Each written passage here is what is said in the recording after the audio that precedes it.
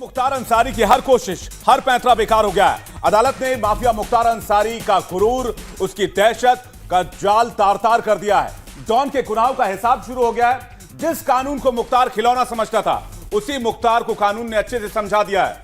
25 साल के बाहुबल, धनबल, राजनीति की खाल ओढ़कर कानून से खेल रहे मुख्तार के खिलाफ पहला फैसला आया है, जिसमें डॉन को 7 साल की सजा सुनाई गई है। मुख्तार को यह सजा इलाहाबाद हाईकोर्ट ने सुनाई है। करीब 20 साल पहले मुख्तार ने जेल के अंदर जेलर पर पिस्टल तानी थी, जेलर को जान से मारने की धमकी दी थी।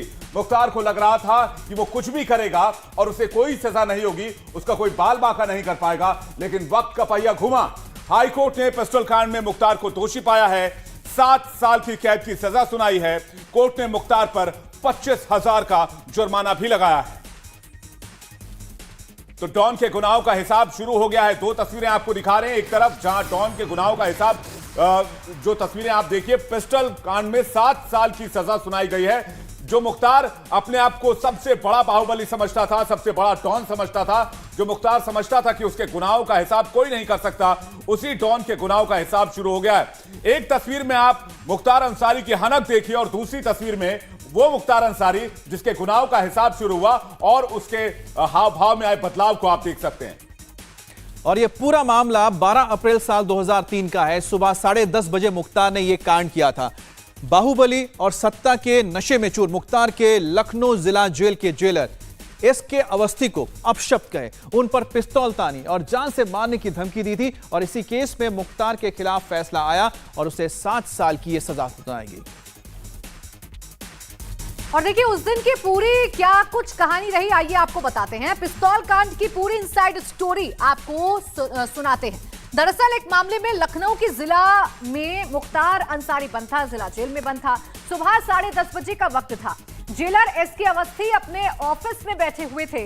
तभी जेल के अंदर कुछ लोग मुख्तार से मुलाकात करने के लिए आते हैं।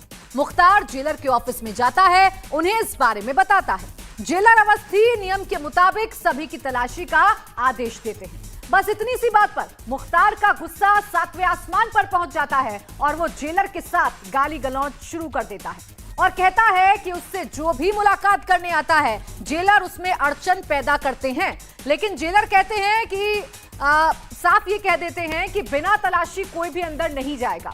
इसके बाद मुख्तार जेलर को बाहर निकलकर जान से मारने की धमकी देता है। मिलने आए एक शख्स से रिवॉल्वर लेकर जेलर पर तान देता है और इस मामले में अब 7 साल की सजा मुख्तार अंसारी को सुनाई गई है। साथ ही 25,000 का जुर्माना भी मुख्तार अंसारी पर लगा है। और जिस वक्त ये घटना हुई उस दौरान डिप्टी जेलर समेत कई लोग मौके पर मौजूद थे। अप्रैल में मुख्तार के खिलाफ जेलर ने एफआईआर दर्ज करवाई। इसके बाद आरोप पत्र दायर किया गया और जून 2003 में आईपीसी की धारा 353, 504, 506 के तहत मजिस्ट्रेट ने मुख्तार पर आरोप तय कर दिए। हालांकि बचाव पक्ष द्वारा दिए गए सबूतों को ध्यान में रखते हुए ट्रायल कोर्ट ने मुख्तार को बरी कर दिया था। ट्रायल कोर्ट के आदेश के खिलाफ सरकार ने इलाहाबाद हाईकोर्ट में अपील की। कई साल चले इस मुकदमे और सुनवाई के बाद हाईकोर्ट ने मुख्तार को मामले में दोषी पाया और अब उसे 7 साल की सजा सुनाई गई है।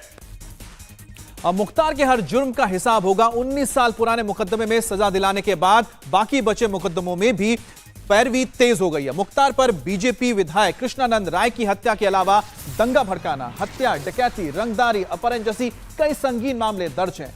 डॉन के खिलाफ प्रयागराज की एमपी एमएलए कोर्ट में 10 मुकदमे का ट्रायल चल रहा है। 10 मुकदमों में से अकेले 4 गैंगस्टर एक्ट हैं। मुख्तार पर सबसे बड़ा मुकदमा मऊ के ठेकेदार की हत्या का है। मुख्तार के खिलाफ वाराणसी में अजय राय के भाई की हत्या के मामले में भी मुकदमा चल रहा है। डॉन के ऊपर आजमगढ़ और गाजीपुर में भी मुकदमों का ट्रायल चल रहा है। मुख्तार पर साल 1978 से लेकर 1992 तक कई हत्याएं करने का आरोप लगा है। और देखिए हमारे साथ हमारे सहयोगी विशाल प्रताप सिंह इस वक्त जुड़ गए हैं। विशाल, 19 साल बाद ही सही, लेकिन अब डॉन का हिसाब हो रहा है, कानून उसे सजा दे रहा है और उसी में अब पहला फैसला, यानी मुश्किलें अभी और बढ़ेंगी माफिया की।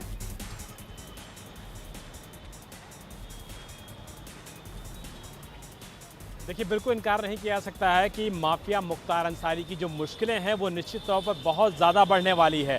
ये केस दरअसल नज़ीर इसलिए भी है प्राची, इसके पीछे कारण ये है कि मुख्तार अंसारी इस मामले में विशेष अदालत द्वारा पहले बरी किया जा चुका है, जिसके बाद स्टेट गवर्नमेंट है यानी कि राज्य सरकार ने इस मामले में इलाहाबाद हाई कोर्ट की लखनऊ बेंच का जो दरवाज़ा है वो खटखटाया है और पूरे जो मामले को है वो फिर से कोर्ट के सामने रखा और बताया है कि किस तरीके से गवाहों को डराया गया था, किस तरीके से गवाहों को धमकाया गया था और किस तरीके से माफिया मुख्तार ने अपने बाहुबल का इस्तेमाल करते हुए जो गवाह हैं उनको हॉस्टाइल कराया था और उसके बाद इस मामले में वो बाइज्जत बरी हो गया था। लेकिन सोचिए, साल 2003 का समय था, किस तरीके से जेल के अंदर जेलर को मुख्तार अंसारी मारने की कोशिश करता है, किस तरीके से इस बात पे उसके ऊपर पिस्टल लगा दी जाती है जेलर के ऊपर, क्योंकि मुख्तार अंसारी के जो गुर्गे मिलने आ रहे थे उनकी तलाशी ली जा रही थी, उनकी जो जांच है वो की जा रही थी, वो अंदर कुछ लेके तो नहीं जा रहे हैं आपत्तिजनक, इसकी जांच की जा रही थी। इस बात को लेकर के बाहुबली को गुस्सा आ गया था और गुस्सा इस तरीके का आया था कि जेलर को न सिर्फ मारने की कोशिश की गई थी बल्कि मौके पर पिस्तौल भी चढ़ा दी गई थी। मौके पर जो बाकी अधिकारी थे, बाकी जो वार्डन्स थे, उन्होंने बीच बचाव किया था। उसके बाद मौके से किसी तरीके से मामले का रफा दफा हुआ था।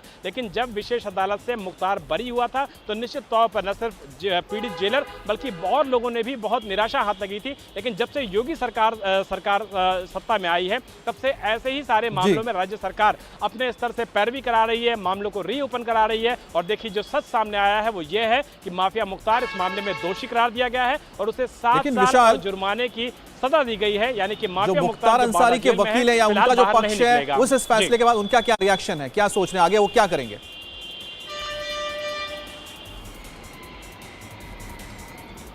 देखिए, इसके बाद उनके पास जो रुख बचता है वो सिर्फ ये बचता है कि वो सबसे बड़ी अदालत यानी कि सुप्रीम कोर्ट का जो दरवाज़ा है वो खटखटा सकते हैं, क्योंकि इलाहाबाद हाई कोर्ट की लखनऊ बेंच ने यानी कि लखनऊ हाई कोर्ट ने इस मामले में फैसला दिया और 7 साल की सज़ा दी है जुर्माना समेत। तो निश्चित तौर पर मुख्तार अंसारी माफिया ज़रूर है, लेकिन उसके पास भी इस बात का अधिकार है कि अगर उसके वकील चाहें, वो चाहें तो सुप्रीम कोर्ट का दरवाज़ा खटखटा सकते हैं। लेकिन इस मामले में जिस तरीके के एविडेंस लगाए गए हैं, जिस तरीके से मौके के CCTV लगाए गए हैं, जिस तरीके से गवाहों की पूरी तरीके से कलमबद्ध बयान दर्ज कराए गए हैं, 164 के बयान हुए हैं, मजिस्ट्रेट के सामने बयान हुए हैं, ऐसा माना जा रहा है कि इस मामले को सुप्रीम कोर्ट में पलटा नहीं जा सकता है और जो सजा दी गई है मुख्तार अंसारी को वो निश्चित तौर पर आगे भी बढ़ी रहेगी। लेकिन जो जीत हुई है, जो सत्य की जीत हुई है, वो सारे लोगों को काफी ज्यादा इंस्पायर कर रही है इस मामले में। बिल्कुल विशाल, मुख्तार के खिलाफ ये तो बस एक मामला है, अभी कई और मामलों में ऐसे फैसले आने हैं और साफ है इससे कि इस मामले में फैसला आने के बाद उन मामलों के लिए फैसला एक नजीर भी बनेगा। बहुत बहुत शुक्रिया आपका हमारे साथ बातचीत करने के लिए। India TV